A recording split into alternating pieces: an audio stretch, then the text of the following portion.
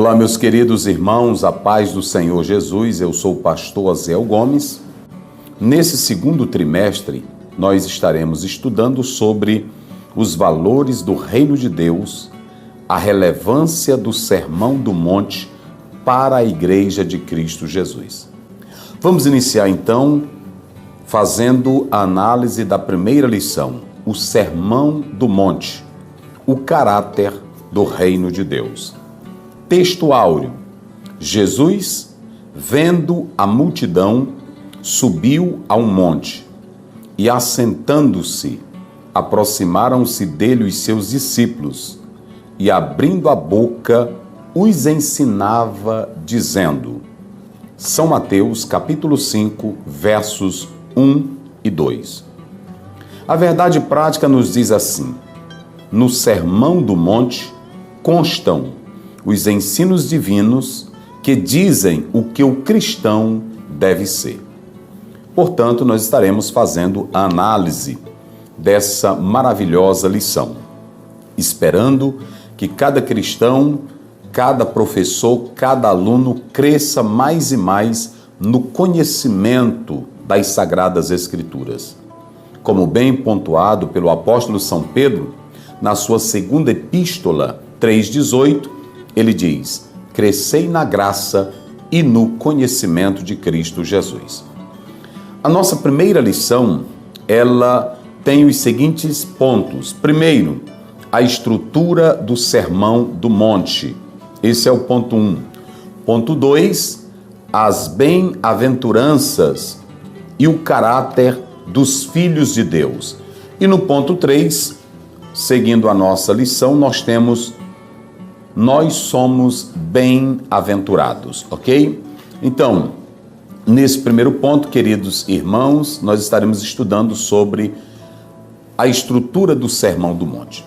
Mas antes que adentremos na essência do Sermão do Monte, é imprescindível que todos saibam do valor desse sermão maravilhoso.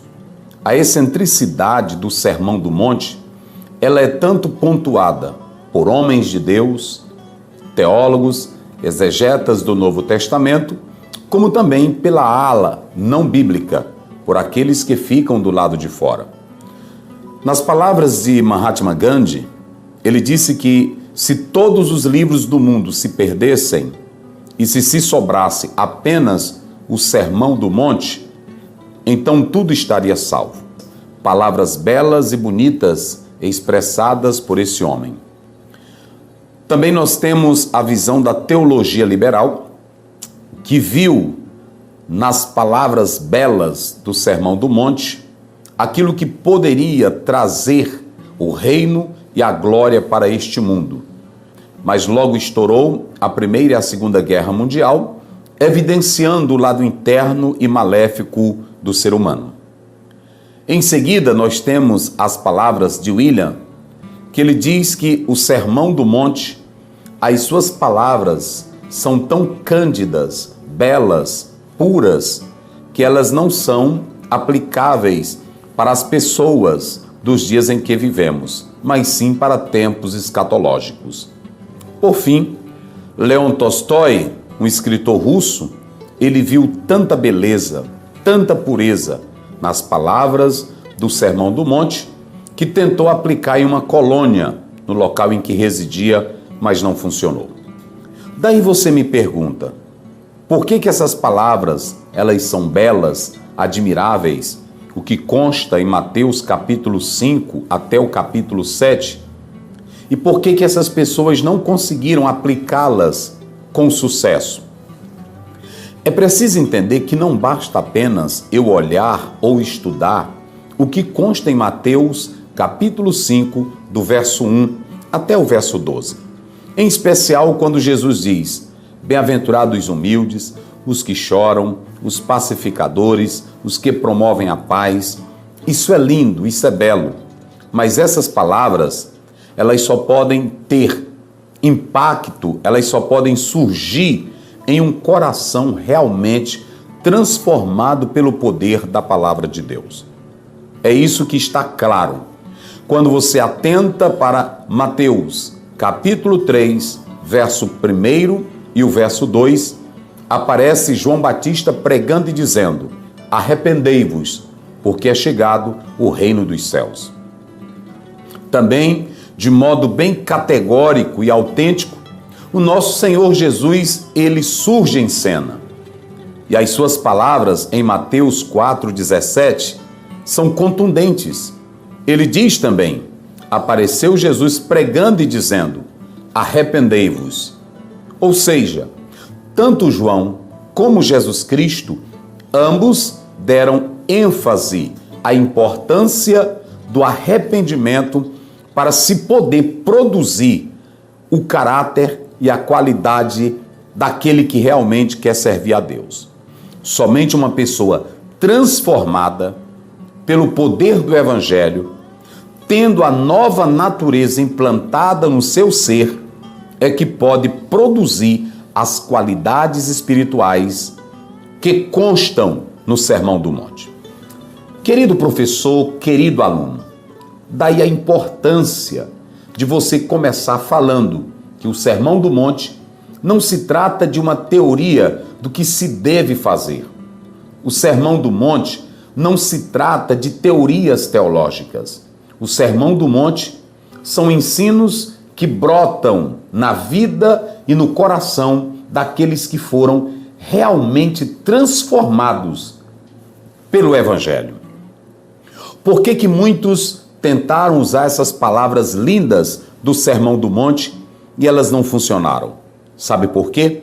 Porque muitos se voltaram apenas para a beleza, para a estética, mas não se voltaram para a essência, que é a transformação da vida pelo poder do Evangelho.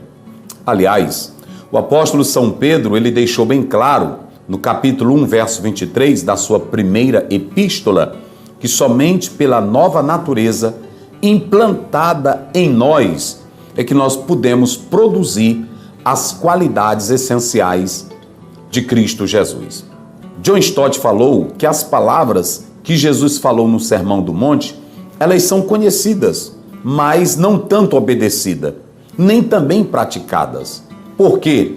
Porque não basta apenas eu admirar as letras, as palavras do Sermão do Monte, mas é preciso uma natureza transformada para colocar tais ensinos em prática. Portanto, nós queremos começar dizendo isso. Quando a gente fala sobre o Sermão do Monte, há diversas nomenclaturas para o mesmo: sermão ideal, ou a vida ideal, o alvo ideal, o manifesto de Cristo, seja lá como for. A importância é quando você é transformado pelo Evangelho para produzir essas qualidades espirituais. Em prosseguimento, nós podemos analisar essas verdades expressadas por Jesus no Sermão do Monte. Elas só podem ser realmente compreendidas e vividas por aqueles que são realmente espirituais, que nasceram de novo. Está escrito em 1 Coríntios, capítulo 2, verso 15, aquele que é espiritual discerne tudo. Portanto, nós estamos falando sobre o porquê e a razão de se atentar para o Sermão do Monte e quem pode produzir essas qualidades espirituais. Quando nós falamos sobre a estrutura do Sermão do Monte, como está no ponto 1, há que se mencionar duas coisas. A primeira é a palavra monte. A segunda é a palavra sermão. No nosso livro de apoio lançado pela CPAD, você pode analisar e fazer a pesquisa e compreender que isso nós tratamos minuciosamente. Por que monte? É claro que jamais o professor ou o aluno deve atentar para o Sermão do Monte buscando polemizar, criando conflitos, nada disso. A mensagem do Sermão do Monte é para falar do caráter ideal daqueles que são seguidores de Cristo Jesus. Mas todos hão de convir comigo que logo nós temos uma pequena problemática. Quando você lê Mateus capítulo 5, verso 1, está escrito que Jesus subiu ao monte. Quando você segue para Lucas, capítulo 6, verso 17, é dito que Jesus fez esse discurso de uma planície. Parece que há um desavir, parece que há um desacordo entre esses dois apóstolos. Não, senhores. É muito claro, quando nós atentamos para São Mateus capítulo 5, Jesus subiu ao monte. Esse monte, ele não é questionável, porque a própria neutralidade do artigo, que diz assim, olha o texto, idonde tus óculos aneber eis to oros. Aqui o artigo é neutro. E essa neutralidade, ela é conjecturável de se dizer que possivelmente todos conhecessem esse monte. Isso está bem claro e é o que nós podemos analisar nas pesquisas que se faz acerca desse monte. Ele possivelmente estava ali na região de Cafarnaum. Também era conhecido como chifre de Ratim. No livro nós explicamos isso com todos os detalhes para que você possa compreender isso claramente. E quando você atenta para esses dizeres, geograficamente, esse monte, ele estava a 13 quilômetros ao sudeste de Cafarnaum, 6,5 quilômetros ao oeste do mar da Galileia. Então, a localização desse monte é real. Em primeiro lugar, quando você olha para Mateus, Jesus subiu ao monte. Quando você vai para Lucas 6,17, diz que ele fez esse discurso da planície. Como resolver esse impasse? Nas palavras de muitos teólogos e exegetas do Novo Testamento, o preferível é que Jesus, ele subiu ao monte e lá encontrou um lugar plano e ali fez o seu discurso. William Hendrickson, ele diz que a situação pode ser resolvida assim. Jesus estava no monte, desceu do monte, esteve na planície, curou muita gente, sobe ao monte outra vez e lá ele dá o seu discurso aos discípulos. Mas não há qualquer desavir, não há qualquer dissonância entre o evangelista Mateus e o evangelista Lucas.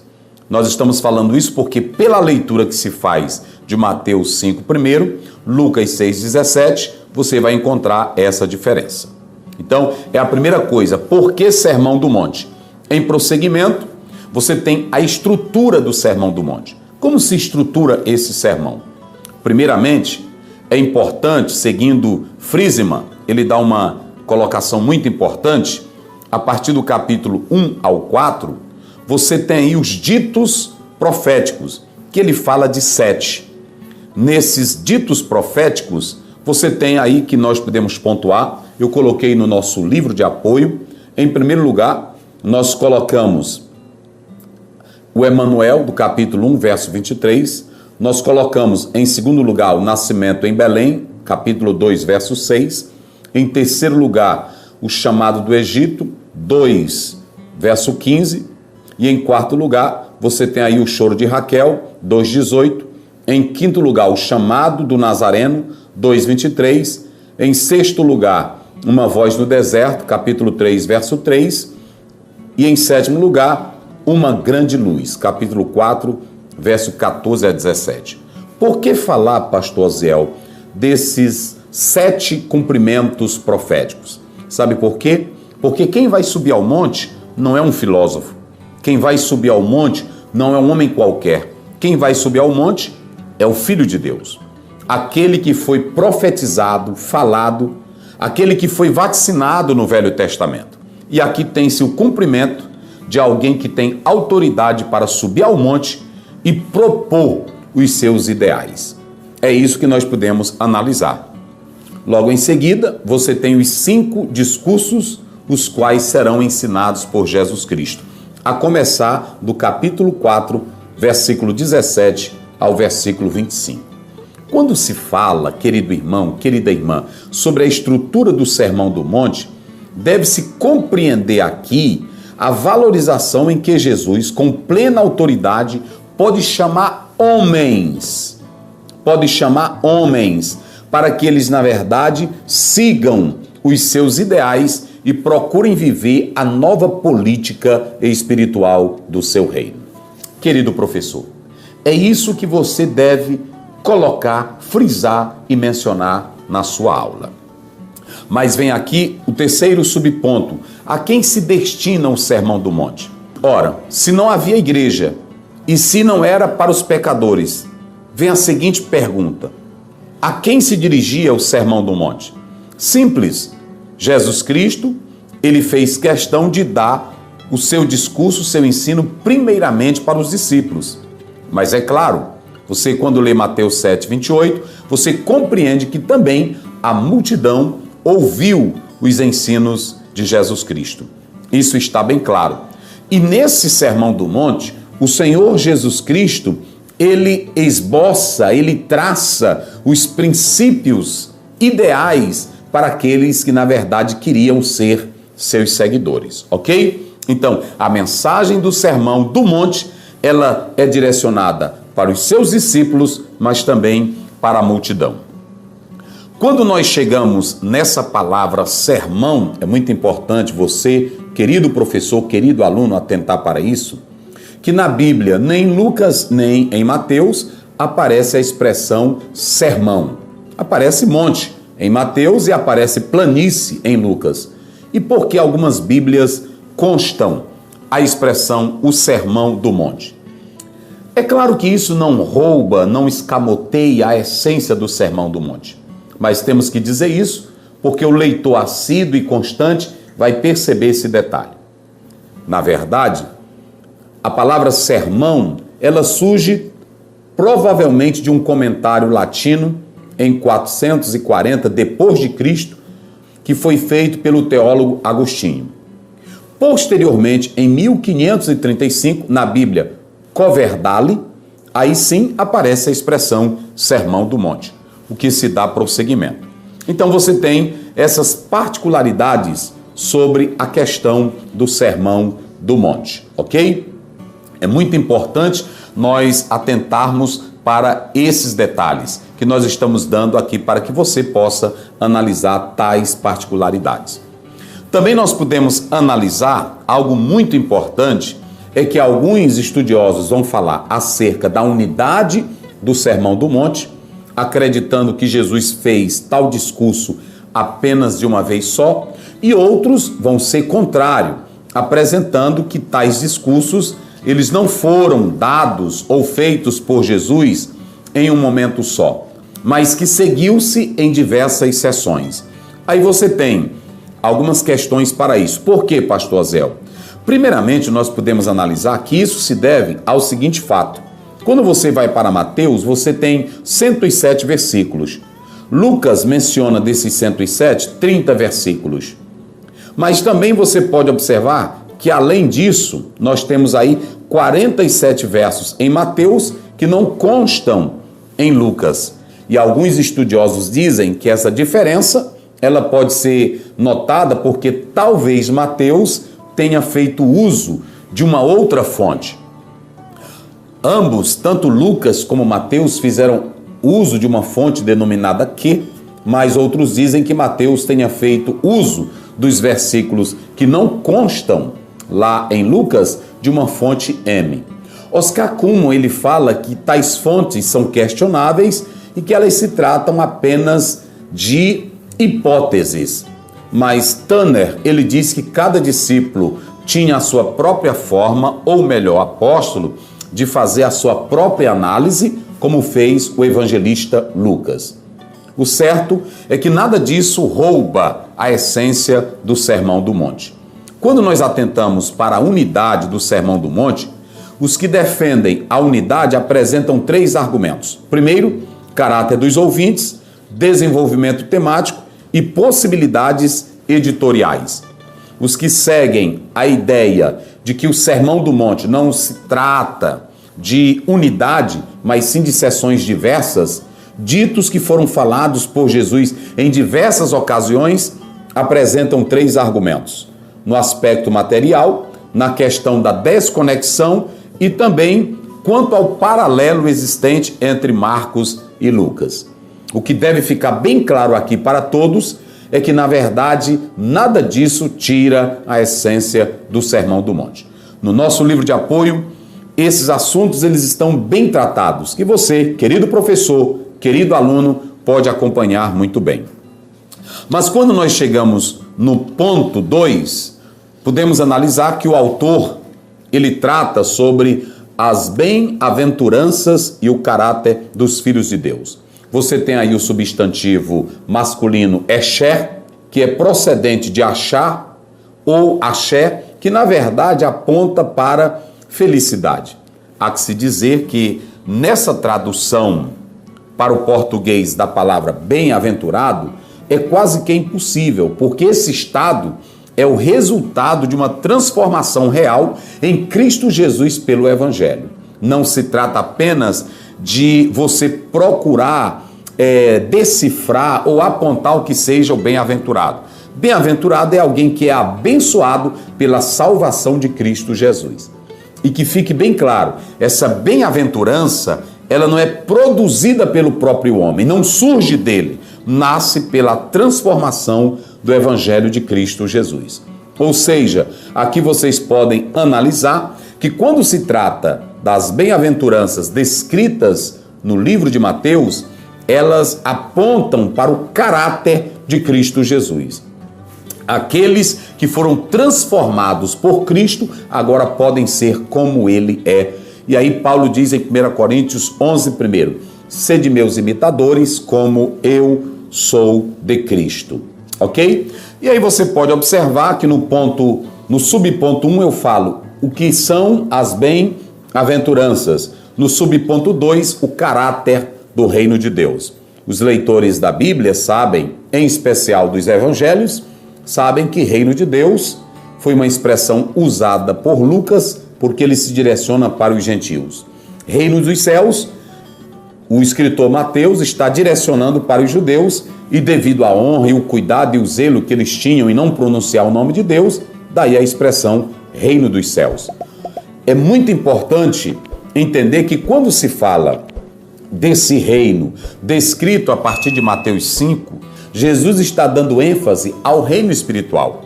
Quando você lê Lucas 17, 20 a 21, ele deixa bem claro desse aspecto subjetivo do reino que está dentro de nós.